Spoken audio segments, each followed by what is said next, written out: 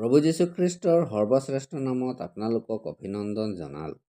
পবিত্ৰ বাইবেলত মথিয়ে লিখা শুভবাৰ্তা 5 অধ্যায় 32 পদত আমি এইদৰে পঢ়িবলৈ পাওঁ, কিন্তু মই তোমালোকক কওঁ যে একমাত্ৰ ব্যভিচাৰৰ দোষত বাহিৰে কোনোৱে যদি আন কাৰণত নিজৰ ভাৰ্যাক ত্যাগ কৰে, তেনেহলে তেওঁ তেওঁক ব্যভিচাৰিণী কৰায়, আৰু যিকোনোৱে সেই ত্যাগ কৰা মহিলাক বিয়া কৰায় তেওঁ ব্যভিচাৰ কৰে।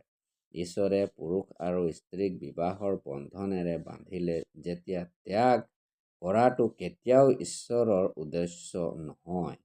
বিবাহৰ বন্ধনেৰে এজন পুৰুষ আৰু এগৰাকী স্ত্ৰী সদাকাললৈকে বিবাহৰ বন্ধনত থাকে, আৰু এই বন্ধন এক কেন্দ্ৰতহে ছিঙে। ত্যাগ কৰাটো ঈশ্বৰে ঘৃণা কৰে।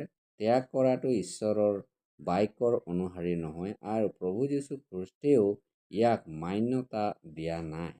ত্যাগ কৰাটো পাপৰ পৰিণাম হয়, কিয়নো ত্যাগ কৰাটো ঈশ্বৰৰ বিধানৰ বিৰোধ, আৰু ঈশ্বৰৰ বিধান ভংগ কৰাটো পাপ হয়। মনুষ্যৰ পাপৰ বাবেই আজি এক বহুত প্ৰচলিত ৰীতি হৈ গৈছে।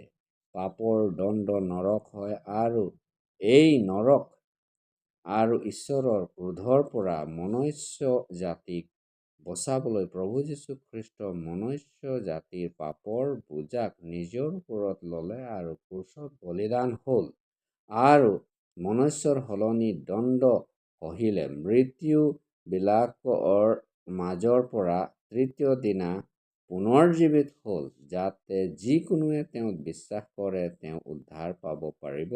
প্ৰভু যীশুত বিশ্বাসৰ দ্বাৰাই তেওঁৰ পাপ আৰু দণ্ডৰ পৰা যেন বাচিবলৈ পাৰে। সেয়ে আপোনাৰ বাবে ঈশ্বৰলৈ এয়াই আমাৰ প্ৰাৰ্থনা আছে।